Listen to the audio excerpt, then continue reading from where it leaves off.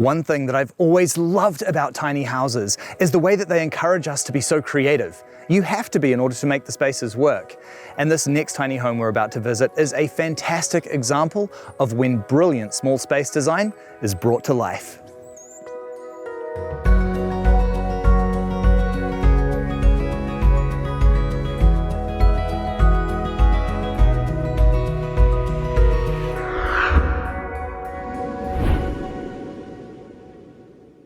G'day Cam, how's it going, mate? Hey, good, thanks. How are you? Very well, thank you. And I am super excited to see this amazing tiny house you've got here. Thank you. First of all, what was it that inspired you to build a tiny home? Back during the first lockdown, I was thinking about finances and my future and the next kind of step. I was living in a house that I'd bought with my friend, bought back when I was 23. I'm 29 now. And yeah, just thinking about the future and just being reliant on the bank and mortgages and things like that with my job. I worked as a tattoo artist, and obviously we couldn't work during the first lockdown, and government money only goes so far. So I was thinking, what happens in the future if there's another lockdown or another pandemic, or even if I break something or get sick and I can't, pay the mortgage. And just having my own little house that I owned completely outright just seemed like the best way to do that. Absolutely. And this parking spot that you've found is perfect as well, isn't it? Yeah, it's pretty good. I was really lucky that my sister let me come and park on her land. So I was able to build the house pretty much outright based on the sale of my house, but definitely couldn't stretch to buy my own piece of land as well. So first step, build the house. Second step, one day, move it to my own piece of land. But very lucky that I'm close with my big sister, and she said, come and live on my land, we'll be neighbours. I can look after her kids. And she said, I'll look after your dog, which she does every day. So it works out really well. What a great way of doing it. And it's super cool because you've even kind of colour matched the tiny house to the main house as well, haven't you? Yeah. That was a big consideration, was just trying to make things feel like they fit in the space. A lot of it is just DIY, Yeah. The deck and all the painting and any possible landscaping we've just done it ourselves. Just the simple things like matching, tones on the fence and the furniture that we choose, and things like that, just making it feel like it's a nice space to be in. And it certainly does that. And you've even got a glimmer of a sea view as well, which is really nice. Yeah, it's beautiful. I was really lucky with the location. Obviously, we could have faced it that way and got the sea views from here, but it wouldn't have been high up enough to view it. Right. So I was thinking it was better to have it from my bed. So up in the loft there, the windows are designed landscape all the way wrapping around just to make the most of that beautiful sea view in that direction. And this could not have been an easy spot to get the house though. No, it wasn't. We'd originally thought of putting it up top. Down here ended up being the better choice. So what we had to do was build a retaining wall, and then we had to have someone come in and compact that with dirt.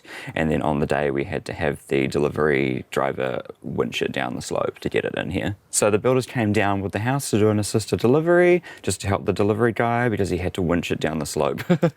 And the house just looks so good. I really love this design. The blue matched with this Sashugi-bun cedar is just so nice. Yeah, that was actually a first for the builders, which was really cool. I was really happy with that. They found it's this special Japanese method of charring wood. It's actually like charcoal to waterproof it. Yeah. So it has this really beautiful quality. Unfortunately, it is quite brittle, so I have to be careful not to touch it and careful when I'm cleaning it. But it gives the house a really nice look. Oh, it especially really does. with that blue.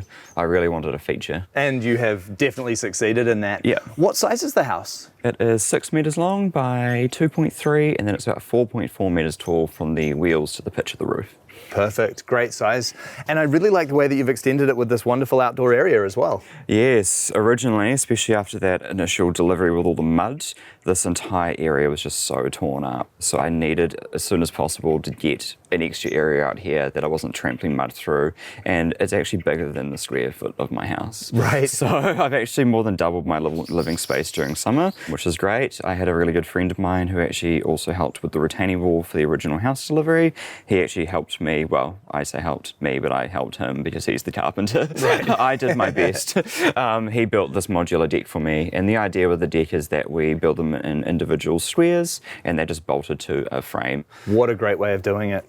And the shape of the house is really unique as well, and I love the way that you've pitched the windows to match it. Yeah, thank you. I really wanted it to have that classic house feel, and having all the windows match that angle of the roof was really important to me, and having just all the lines of the house match up with everything else as well. Yeah, that is done exceptionally well in this home. Thank you. Well, this home just looks so striking from the exterior, and I cannot wait to see what you've done inside. Can we take a look? Yeah, sure. Thank you very much. Hey, this is seriously cool. What an epic style you've got in here. Thanks, yeah. I love the way that you've got all of the pops of color from all of the artwork and the plants. This place is just awesome. Yeah, as you can tell, I really love plants. Yeah. Definitely an aesthetic that I'm going for, and yeah, just trying to match kind of colors with colors and make them feel like it all feels cohesive. Yeah, and you've certainly achieved that. This feature wall is such a nice element to have in the home. Yeah, I really wanted to have some kind of a feature, even though the space is really, really small, and we were luckily able to achieve a feature that actually felt like it added height to the house. It's little details like that that just make all the difference. Yeah, definitely. So it lines up with the skylight, it lines up with the bars of the net, and then it lines up with the width of the French doors on the opposite side as well. Absolutely. And how cool is it having this hammock in the space too? That's so neat. Yeah, being one of the smaller builds that the builder does, it was important to kind of try to add space where you otherwise wouldn't have space, but it gives you a second area to hang out in. Yeah, I really like that. Do you use the space much? I do a little bit, and when I'm not, it's really good for things like blankets and pillows. Very nice. It's actually got its own little light up there as well, which is great for reading. Absolutely, and cool that you've got the skylight up there as well, so you can just lie on the hammock and look up at the sky. Yeah, definitely, and even when it's raining, it's really lovely as well. And you've obviously got a real green thumb with all of these plants. Yeah, I do my best. Luckily, my sister is really good with plants as well. She actually has more than me, believe it or not. So we're often exchanging cuttings, and she comes down and she helps with my plants and curation of pot plants and colours and things like that. But yeah, my vibe that I'd like to go for is just to have plants growing along beams and up walls, and with some of my climbing ones I'm obviously achieving that slowly. This one's almost reached the roof. Oh, it's looking great.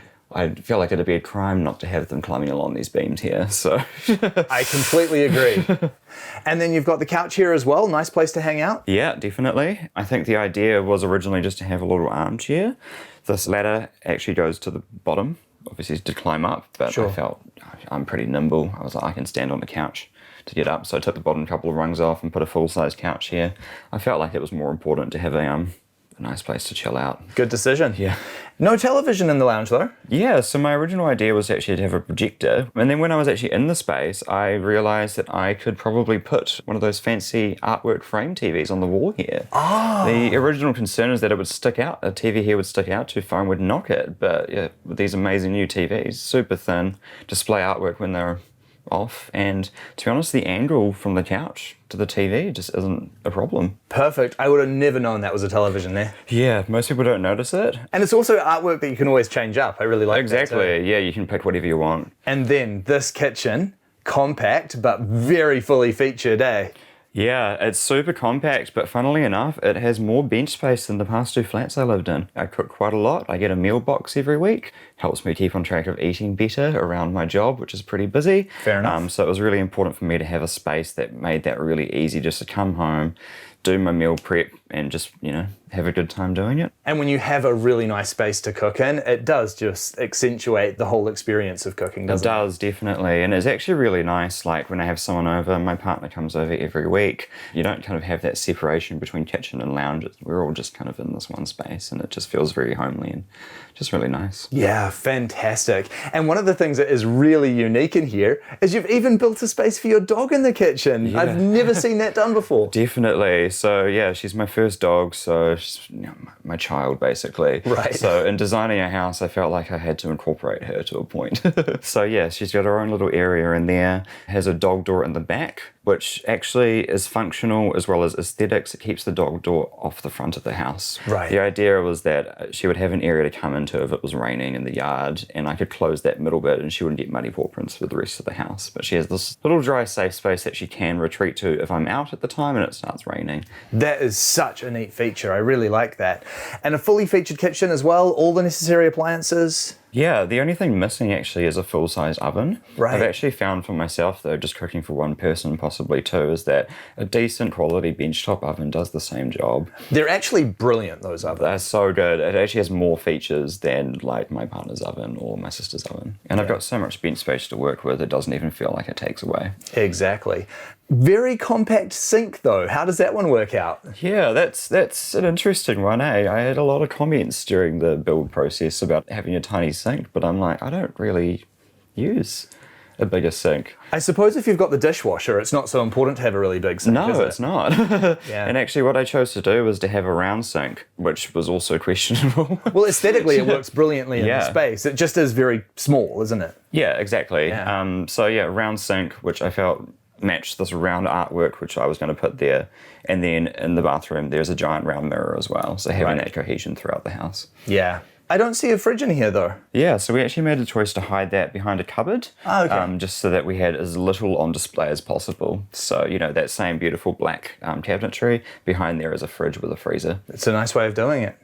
The windows in this space are really cool as well. I love how you've gone full height and very dramatic looking out into the outdoors. Oh yeah, definitely. We wanted to feel like the space wasn't closed in at all. So as well as not having a loft at that end, just having really full height windows that bring in the beautiful afternoon sun makes this such a nice space to be in on a beautiful sunny day. Yeah. And people come in here and they're like, oh my God, this just doesn't feel like a tiny house. This is such a nice, big, beautiful, open space. Yeah, it certainly does feel that way. Very spacious.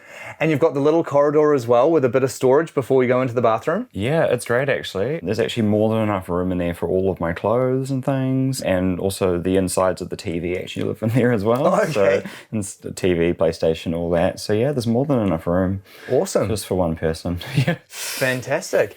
And can we take a look at the bathroom? Yeah, sure. Cool. Again, this is a really nice space and a room that wants for nothing. You've even got a full washing machine in here. Yeah, it's actually a washer-dryer combo as well. So Right. dryer as well. Yeah. Yeah. Good sized shower. Yeah, it's pretty much a full-size shower, yeah. Surprisingly large bathroom for a 6-meter tiny house. It really is. You've done a really good job of fitting everything into such a compact space, and yet the house wants for nothing. Yeah, definitely. Full-size vanity as well, and yeah, just use of mirrors everywhere as well, making it feel even bigger. It certainly does. So one of the things that people really love in here, which you actually can't see initially, is there's actually an artwork painted on the back of the bathroom door. Ah, really? So that was painted by one of my fellow tattoo artists for me when the house was built. Awesome. What a nice feature to have. And one of the things I noticed is you've got an incinerating toilet. How's that working out? Yes, I do. It's great, actually. It was the best option for us. Brilliant. Yeah. Really interesting lining that you've used in the bathroom as well. Yeah, a tiny house, it has to be under a certain weight, so we couldn't have actual tiles. And once again, I wanted something that was a little bit different and quite aesthetically pleasing. And yeah, we came across this really cool herringbone. It's like a plastic, but kind of gives the impression of tiles, but lightweight. And it's nice as well that it's obviously completely waterproof and you can carry that through into the shower as well, because it gives the whole bathroom a very homogeneous feeling. Yeah, definitely. And can we take a look at the sleeping loft? Yeah, sure. Cool. Yeah, so just up on the couch here. Yep.